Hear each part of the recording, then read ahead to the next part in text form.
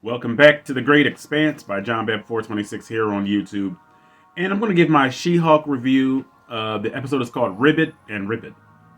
Now, I did record a reaction to this first, and I did it soon after I watched the episode. But it just brings me into such a bad mood that I did not like the video at all, because I was just like spewing. And I don't want to be somebody that blames other people for things, but this series, the She-Hulk series, has just been so nauseating.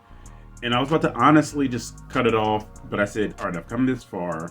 I should at least finish the series out.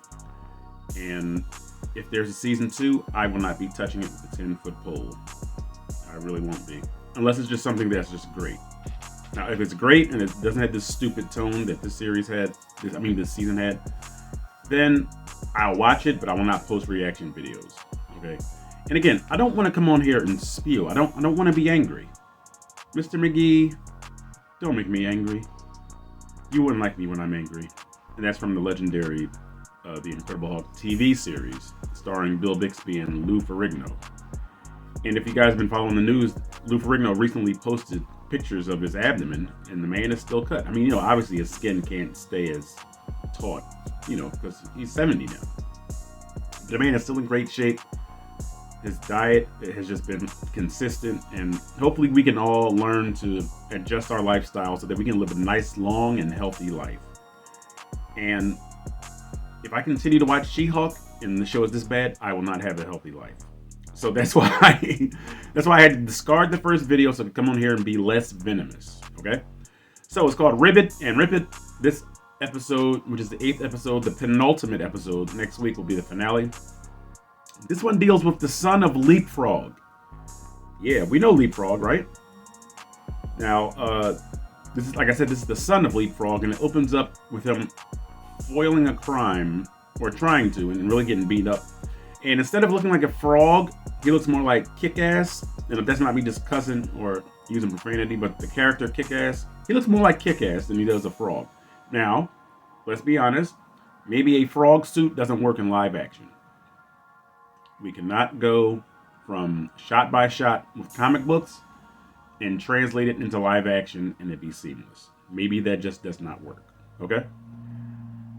But Kick-Ass Frog doesn't really work either. Or Kick Frog or Leap Ass. Sorry. That just doesn't work either, the suit. So it comes across as a joke, kind of like all the heroes and villains have been portrayed in the series. Jokes, parodies, satires.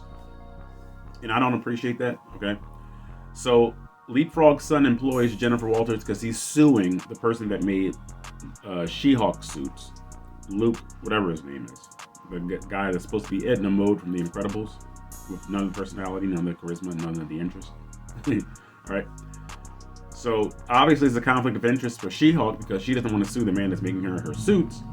But she has to serve him anyway. And so Luke says, I will never make you another suit again. And it's really kind of immature. She's an attorney and she's acting like a little kid. She sneaks in She-Hulk form and tries to turn around and sneak out. Kind of stupid.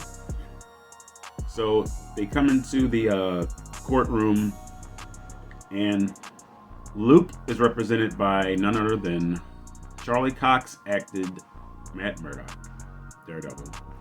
And I was praying that Charlie Cox would not be in this. I was hoping it would just be a stunt double in the Daredevil suit because I didn't want my image of Daredevil to be soiled. Because Born Again is coming up for Marvel Phase 5. Alright, and I'm really looking forward to Daredevil. I really love the way they did seasons 1, 2, and 3. 3 I don't think was as good as 1 and 2, but it's still a great, enjoyable series. So, it is Charlie Cox. He's his usual charming self as an actor. He's his usual intelligent, kind of rapid-fire response and retorts. Every time Jennifer Walters would say something, he would counter with something from the law. So he's in rare form. He's in Matt Murdock form. And afterwards, he has a drink with. Obviously, let me hold up. I keep saying Charlie Cox. Matt Murdock smells the jet fuel in Leapfrog's suit, which he brought in as Exhibit A. And he says, "Did you use jet fuel?"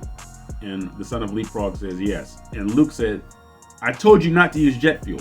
So the judge is like, well, with this information, you have to throw out the case. You know what I mean? So the case is thrown out. Jennifer Walters has a beer. Matt Murdock pays for it, and they have a great talk. They do. And, Jennifer Walters was a little disheartened by everything that's been going on. And he said, Jennifer Walters can do what She-Hulk can't do by prosecuting these criminals. He said, and then when the law reaches its limits, She-Hulk can do what Jennifer Walters can, and it's great. Great dialogue, great back and forth. And Leapfrog Jr. is into some shady stuff. And he calls Jennifer Walters, and he's saying, I'm being attacked. And he's skidding in his car, and Daredevil leaps off, because Daredevil was trying to thwart Leapfrog Jr. from doing whatever he was doing. And you see him in his, I think it's red, but it looks more like brown, so I'm going to say brown and yellow suit. And then we see She-Hulk in her suit, in her sneakers. She-Hulk looks fantastic. I love the way She-Hulk looked in her outfit. So they have your typical superhero fight where they're just fighting just to fight. And then afterwards they talk and say, hey, we could have avoided this fight if we'd have just spoken. Familiar trope. We've seen it millions of times in the comic books and in live action, so whatever. It doesn't take points away from the episode. I'm going to just give the episode a B-. And maybe B- isn't the right grade, because this is easily the best episode of the season, even though I really like episode 5 because of that line from Mallory book. But this is the best episode of the season. So later on, both Daredevil and She-Hulk thwart Leapfrog Jr.'s plans, which was, I don't remember. And his hideout is like this big warehouse with a huge sign that says Lily Pad in red lettering, which is not a hideout at all. You'd have to be Ray Charles to miss this place. So Daredevil and She-Hulk team up. They stop Leapfrog. Great action. Great, fighting choreography from Daredevil. Great stuff. Leapfrog tries to make one last getaway. He jumps out the window and the suit doesn't work, and he lands hard. He has to be stretchered off, which is kind of funny. And then afterwards, it kind of slips into the familiar She-Hulk tone of silliness, and Jennifer Walters, not She-Hulk, but Jennifer Walters and Daredevil seal the deal. And in a moment that made me angry, and this is the only moment of anger that really got me in the show, was the next morning, Daredevil is walking out of her apartment fully costumed without his socks and his sneakers on. And that annoyed me. All right. And it also brings up the question, why he even went all the way to Los Angeles for a new suit in the first place. Because the script demanded it. Because they wanted to bring Daredevil in somehow. Okay. So then in the final scene, She-Hulk, I'm sorry, I think it was Jennifer Walters. No. She came in as She-Hulk. And Jennifer Walters won Female Lawyer of the Year award, which was a sham because every female lawyer won the award, which is stupid. And then somebody hacks the screen at the ceremony, and it shows She-Hulk getting it on with Josh, the guy that never called her back in episode 7, The Retreat. Or was it episode 6? I think it's episode 7, The Retreat, where she was trying to talk to the guy Josh, and he never called back. So footage of them getting together is displayed. She gets angry, she punches the screen, the lights go red, and you think it's DEFCON 1. And then these SWAT agents come out of nowhere. Maybe they're Hulkbusters, could be, and they're all aiming their guns at She-Hulk. And She-Hulk is snarling like the Savage Hulk. And then she kind of spoils it a little bit and looks at the camera and it goes off. So again, the best episode of the series so far, and next week is the finale.